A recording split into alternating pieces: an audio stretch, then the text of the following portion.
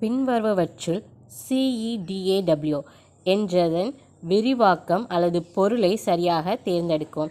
அதாவது என்ன கேட்டிருக்காங்கன்னா, இந்த CEDAW இருக்குல்ல, அதோட எக்ஸ்பான்ஷன் என்ன அப்படின்னு கேட்டிருக்காங்க. இதோட ஆன்சர் வந்து ஆப்ஷன் சி, அதாவது convention on the elimination of all form of discrimination against woman.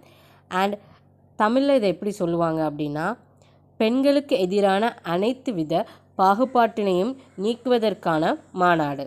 இரண்டாவது கேள்வி, தமிழ்நாடு மாநிலத்திற்காக அனைத்து புவியியல் தரவுகளுக்கு பின்வருவவற்றில் எது ஒரே இடத்தில் உள்ளது? அதாவது which one of the following is the one stop source for all the geospatial data for the state of Tamil Nadu? இல்லைங்க, தமிழ்நாடை பற்றி எல்லா புவியியல் சம்மந்தமான டீட்டெயில்ஸ்லாம் ஒரே இடத்துல கிடைக்கும். அது எந்த இடம் அப்படின்னு கேட்டிருக்காங்க. இதோட ஆன்சர் வந்து தமிழ்நாடு ஜியோகிராஃபிக்கல் இன்ஃபர்மேஷன் சிஸ்டம், அதாவது ஆன்சர் ஆப்ஷன் பி, தமிழ்நாடு புவியியல் தகவல் அமைப்பு. ஸோ இங்கே தான் நம்மளோட தமிழ்நாடு பற்றின புவியியல் டீட்டெயில்ஸ் எல்லாமே வாங்கிக்கலாம். அடுத்த கேள்வி பாருங்கள்.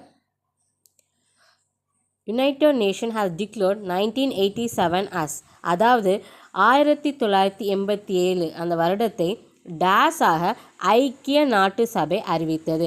இந்த வருஷத்தை எந்த வருஷமாக அறிவிச்சிருக்கோம் அப்படின்னா, international year of shelter for the homeless. Answer option B, அதாவது சர்வதேச உறைவிடம் இல்லாதவர்களுக்கு உறைவிடம் வழங்கும் ஆண்டு அப்படின்னு சொல்லி தான் யுனைடெட் நேஷன்ஸ் 1987 வருடத்தை அறிவிச்சிருப்பாங்க. அடுத்த கேள்வி பாருங்கள். எந்த ஆண்டு ஃப்ளிப்கார்ட் தமிழ்நாடு MSME வர்த்தகம் மற்றும் முதலீட்டு ஊக்குவிப்பு புரிந்துணர்வு பணியகத்துடன் ஒப்பந்தத்தில் கையெழுத்திடப்பட்டது? அதாவது in which year Flipkart signed a memorandum of understanding with the Tamil Nadu MSME trade and investment promotion bureau. Okay, so ஃப்ளிப்கார்ட்டும் தமிழ்நாடு MSMEயும் ஒரு MOU சைன் பண்ணியிருப்பாங்க. அது எந்த இயரில் சைன் பண்ணியிருக்காங்க அப்படின்னு கேட்டிருக்காங்க. ஆன்சர் ஆப்ஷன் ஏ 2021, அதாவது 2021 தான் கையெழுத்திட்டிருப்பாங்க. தேங்க்யூ.